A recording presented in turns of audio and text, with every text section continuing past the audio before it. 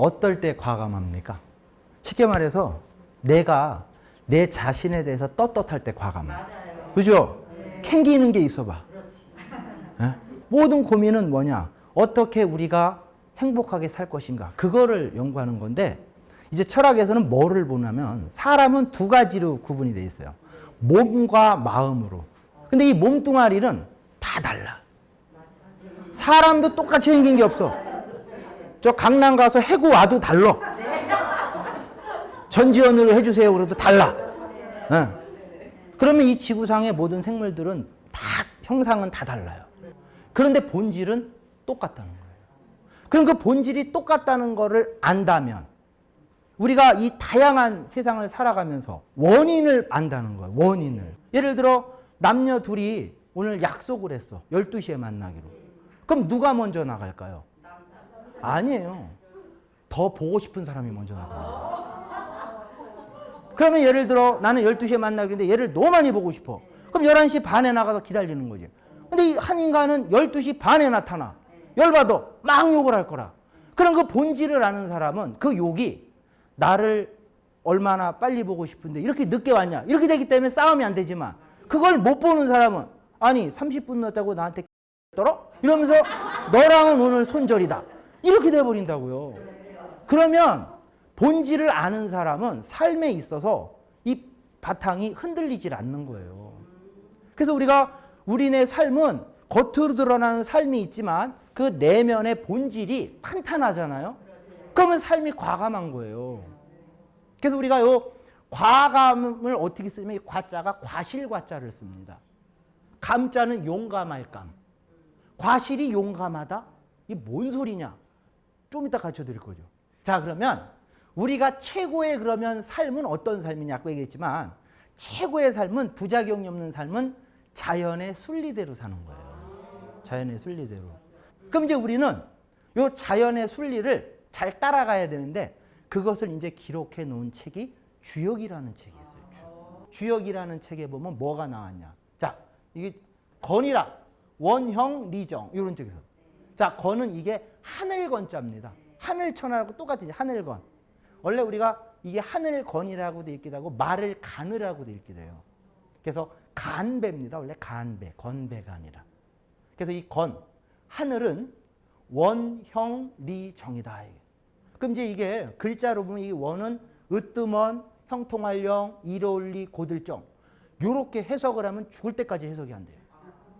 왜? 그걸 얘기한 게 아니라 하늘은 원형리정으로 보여져진다라는 거예요. 그럼 자 보세요. 딱 이제 느낌이 와야 돼. 네 가지로 보여준다. 하늘은 뭐를 보여줄까? 이게 원형리정이 바로 봄, 여름, 가을, 겨울이라는 거예요. 봄, 여름, 가을, 겨울로 1년을 보여줘. 근데 이게 그래서 봄에는 이제 만물이 싹이 트고 뭔가 시작을 하고 그 다음에 여름에는 꽃이 피면서 확장을 하고 가을에는 열매를 맺고 겨울에는 이제 저장을 하는데 사실 여기서 보시면요. 제일 중요한 게 뭐냐면 봄, 여름, 가을, 겨울의 역할이 있다고요. 그래서 사람들은 여기 중에 제일 자꾸 집중하는 게 꽃에만 집중을 한다고. 꽃에만. 사실 꽃이 중요합니까? 열매가 중요합니까? 그래서 사람들은 뭐를 좋아해요? 꽃에 집중한다고요. 그래서 그 꽃에 집중하면 열매를 못 맺어요. 그래서 사람도 똑같아요. 화장하고 치장하고 자꾸 왜 이거에 신경 쓰다 보면 내면이 어떻게 돼? 부실해져. 요런 게 이치가 있어요. 이거를 우리네 인생으로 보면 유년기, 청년기, 장년기, 노년기로 나눕니다. 그럼 유년기 때는 이제 싹이 막 나고 그래요. 여러분 이제 지금 이게 싹 난 거를 갖다가 빨리 자라라고 뽑으면 잘 자라요? 죽어요? 그래서 유년기 때는 애들을 좀 쉬게 내버려 둬야 되는 거예요. 어렸을 때부터 유치원 돌리고 막 영어 유치원 돌리고 이러면 걔 힘이 쭉 빠져가지고 큰일을 못해요. 사실 청년은 힘든 시기예요. 이게 왜? 여러분 꽃이 금세 펴요? 어렵게 펴요? 한 송이 국화꽃을 피우기 위해 뭐 소쩍새도 울고 천둥번개도 친다고. 그러면 꽃 피는 건 어려운 거예요. 그래서 청년기 때는 내가 장년기에 쓰임을 받기 위해서 엄청나게 노력을 한다고요. 그래서 이 청년기가 힘든 이유는 왜 그러냐? 우리가 등산을 하다 보면 그 정상이 보이기 전에 깔딱고개라는 게 있습니다. 힘들거든요. 요걸 넘기가 너무 힘들어. 그래서 사회로 나가기 전에 엄청나게 힘들어요, 사실은 이때.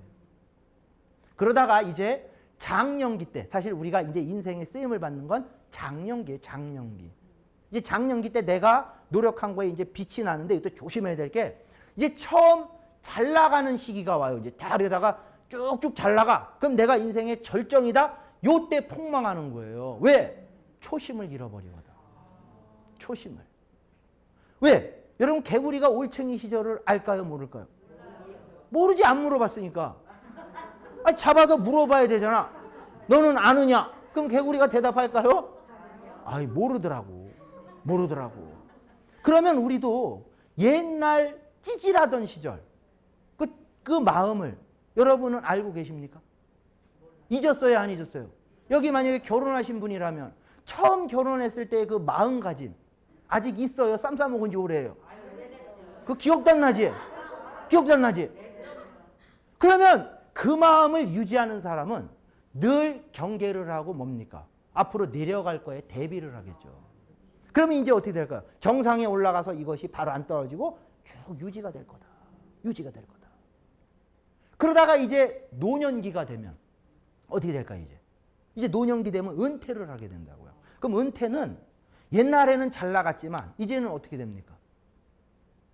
옛날 같지 않잖아. 근데 보면 노년기 때 잘못한 게 뭐냐면 목에 힘을 준다고요, 목에. 옛날 생각을 하고. 그러니까 은퇴하고 딱 했는데 아무도 안 쳐줘와. 열받아요, 안 열받아요? 그러니까 가끔 누가 찾아오면 욕을 바가지라는 거지. 이 새끼야, 내가 너 있을 때 욕을 해도 되는지 모르겠네. 욕이 생활화돼서.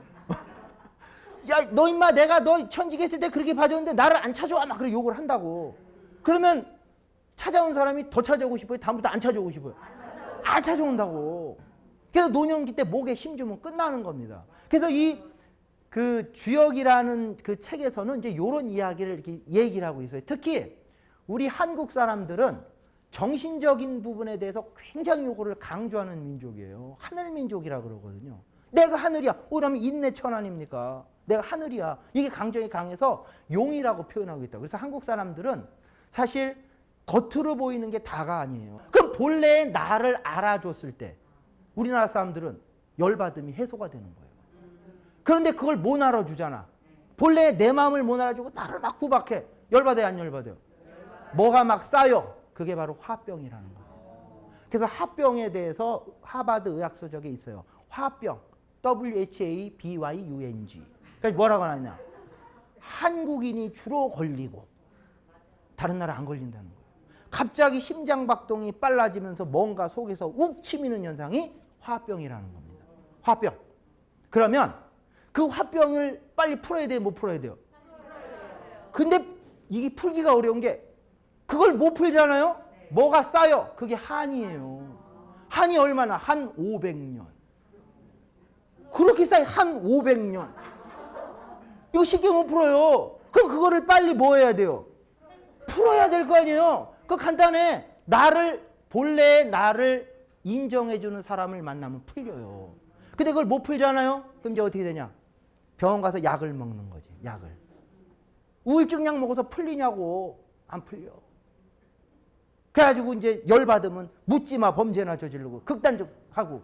그래서 우리는요, 이제 앞으로 뭐 합니까? 사람을 볼 때 본래의 나를 봐줘야 됩니다. 부부관계, 친구관계 친하다고 트름 트고 방구 트면 안 되는 거야. 서로 지킬 걸 지켜야 이 관계가 오래 가는 겁니다. 그래서 그게 뭐냐? 예라는 거예요. 인간관계 예가 그렇게 드러나는 겁니다. 그래서 요 사면일장의 이치를 보면 그러면 겨울은 뭐 그 많은 봄, 여름, 가을에 쉽게 말해서 가을에 이제 열매가 맺힌단 말이에요. 열매가. 그럼 이제 착실한 열매는 떨어질 때 뚝 떨어져요. 자, 그래서 이제 이거예요. 착실한 열매가 가을에 뚝 떨어질 수 있는 건 다음 봄에 내가 다시 싹이 난다는 100% 믿음이 있기 때문에 뚝 떨어지는 거예요. 그래서 과감하다 그러는 겁니다. 과실이 과감하다. 그러면 우리 잘 보면 사람도 마찬가지예요. 우리 사람은 죽음을 갖다가 뭐로 생각하십니까? 끝이라고 생각하죠? 근데 그건 몸뚱아리만 끝나는 거지.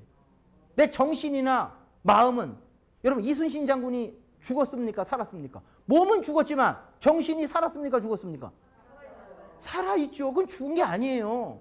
그러면 그 마음은 또다시 나오게 됩니다. 그래서 우리가 이제 죽음은 끝이 아니라 이제 시작인 거죠. 시작. 그래서 과감하다는 의미는 뭡니까? 이제 우리가 알고 있는 과감은 과실이 용감하다. 내가 자연심을 가지고 하늘의 마음으로 살면 그 행동은 굉장히 과감해요. 그럼 우리는 과감할 때 어떻게 과감하냐? 여러분들이 내가 자연의 마음으로 살고 내가 죽어도 죽는 게 아니고 자연의 일부면 내가 죽어야 또 후손들이 잘 살잖아요. 그래서 죽음은 사실 시작인 겁니다. 이게 사실 철학이에요. 그래서 여러분 죽음의 문제를 해결하면 이 세상 해결되지 않을 고통이 없어요. 이것 때문에 석가모니는 가출을 해서 그 이치를 찾았던 거고, 그리고 기독교에서 이제 성령이 임한 거고, 유학에서는 이게 바로 인을 얻었다 이런 겁니다. 그래서 여러분은 이제 과감한 삶을 사시려면 뭡니까? 내가 자연의 마음을 회복해서 양심대로 살면 그게 과감한 삶입니다. 자, 여기서 마치도록 하겠습니다.